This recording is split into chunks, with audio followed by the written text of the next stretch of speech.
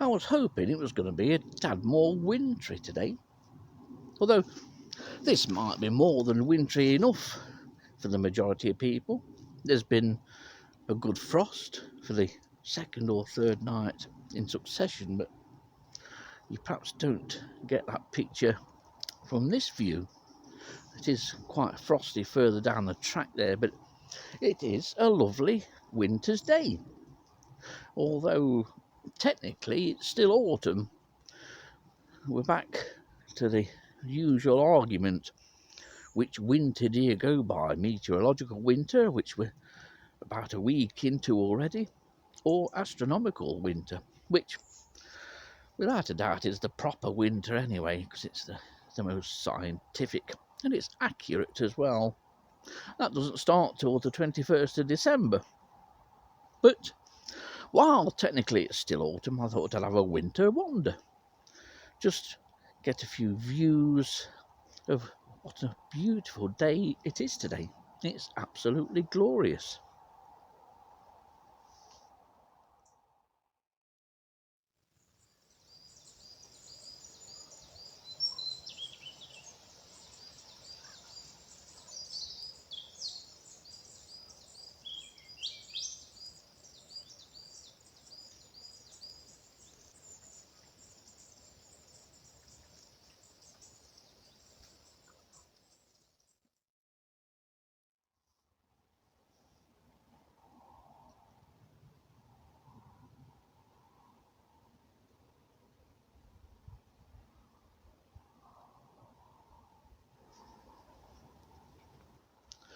There's a couple of beautiful trees here.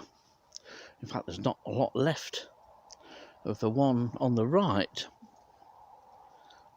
It's split into two. The original part of the tree, the central part, has completely gone on this one. I dare say this won't last for much longer.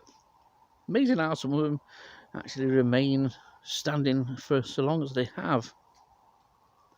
But these two trees are still heavily in leaf.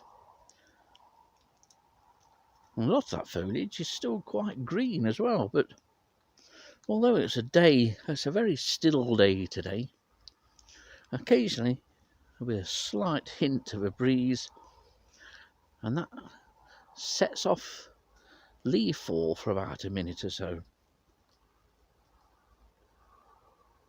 Autumn in progress. With the cold weather, maybe in another week will hardly be any leaves on at all. And now we've got that bit of breeze. Have a look at autumn.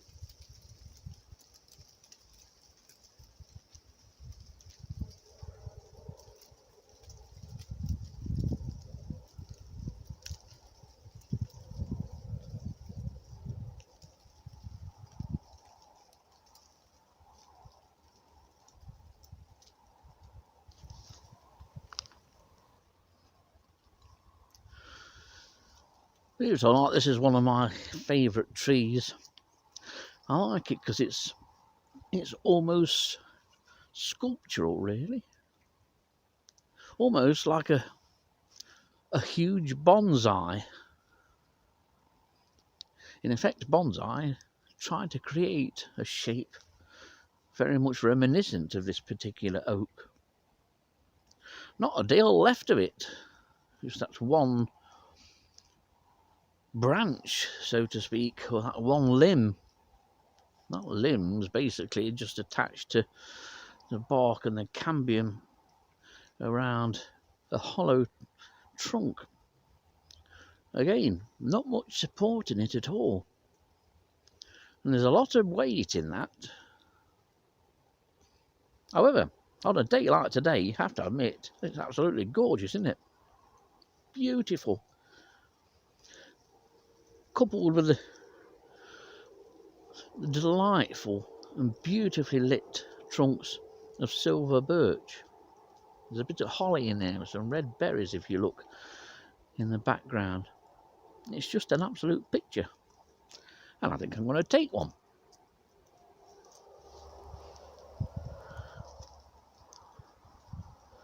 Here's an oak that's certainly been through the wars over the years, because Although the trunk may well seem to be perfectly round, it isn't. It's only half a trunk. How that half a trunk is holding the weight of this limb that comes out at a 90-degree angle from it, I've no idea. Although much of the limb is in itself hollow, there's still an enormous amount of weight being held onto the tree. How the trees support that weight, I don't know. And then you've got another bit of a tree that's heading upwards, soon to be haloed around here, so the birch that you can see surrounding most of them will go. Although the idea of haloing is to help protect these oaks, to make them grow and produce more roots and therefore be stronger, to me it just opens these trees up to the potential of further damage and being blown over, opens them up to the elements. I don't think that's a good thing at all. These trees, the majority of them, and especially trees like this one here, are only here due to the protection that the silver birches and all the trees around them have given it. It wouldn't stand 5 minutes in a strong gale if this was open and exposed. It's still a lovely tree though, as they all are. I like all the ancients here. Sometimes think though we're still playing with fire by opening them up.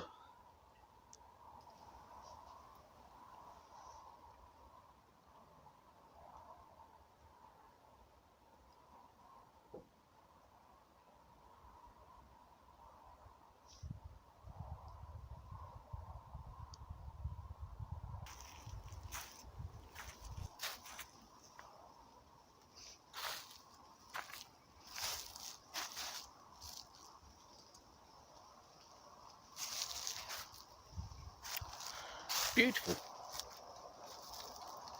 That slight bit of breeze now is going to start to bring down some of these last leaves. This is a very quiet part of Sherwood Forest. It's not quiet in terms of traffic, which you can hear from Peafield Lane, which is about a quarter of a mile, half a mile over to my left. Surprising how the noise of traffic carries.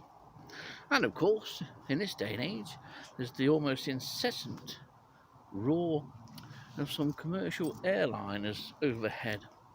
Rarely do you get it perfectly quiet during the day here. Yet it is a place of beauty if you block out those man-made background sounds. Then this is a place where you can still find solitude, and that's why I'm here today. Gets me out of the house a bit, but it's just nice to walk around in the company of these chaps.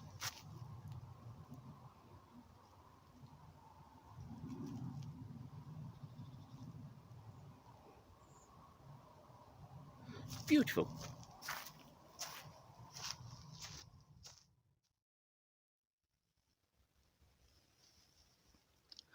I just love frost.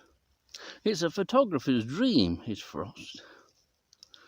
Unfortunately, for most people, it's cold. That's a big drawback when you're out photographing or filming examples of frost. But ice crystals, they're just magic. Fabulous structures.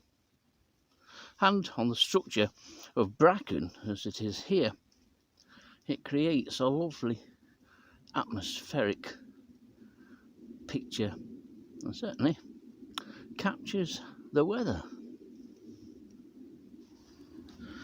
At times it's almost like walking through two seasons. You'll go through a patch of footpath that's like this, frosty and positively wintry looking, and then you'll go through a patch that hasn't got an ounce or a crystal of ice on it at all. And those little sun traps are lovely. And I can see why invertebrates do quite well in these old trees. There must be great places for invertebrates to hide, because you can touch any of the trunks that are exposed to the sun and they really gather the warmth. Well, it seems a long time since those heady hot days of summer.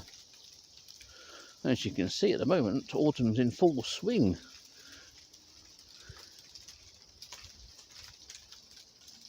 Funny how the leaves on some oaks just go completely brown, dry up, and then fall off, or get blown off, as in this case. Yet other trees, they retain chlorophyll in the leaves and stay on the trees for ages. Even produce a bit of autumn colour, which oaks aren't brilliant for autumn colour, it's not their thing.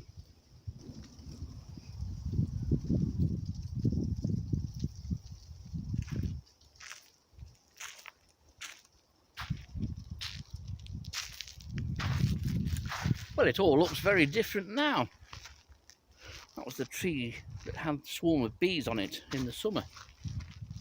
What a day that was, and that'll be one for the end of year highlights video. But very different, this whole area now. This good coating of frost, and the tree, one of my favourite oaks, another one. This is the mushroom oak. Has that mushroom shape about it. All looks dull and lifeless now, I suppose, to many, but when you think about it, everything that you're going to see next year, if you're an entomologist, is all around you. It's all under your feet. It's just ready and waiting. All you have to do is just have the patience to wait, because it won't take that long to come around. The other day when I was up here, I was thinking it's only another 10-12 weeks till I'll be starting to look for glowworm larvae on the Sustrans path at Clipson Old Quarter here. Then everything else follows on from that, really. Hopefully another year of highlights to come. It won't be long in coming as well. Everything comes to he who waits, is the old saying. I'm thinking about that. I've got a pint waiting for me at home, and a dinner. Once I've cooked it, and I can't do that, stood here.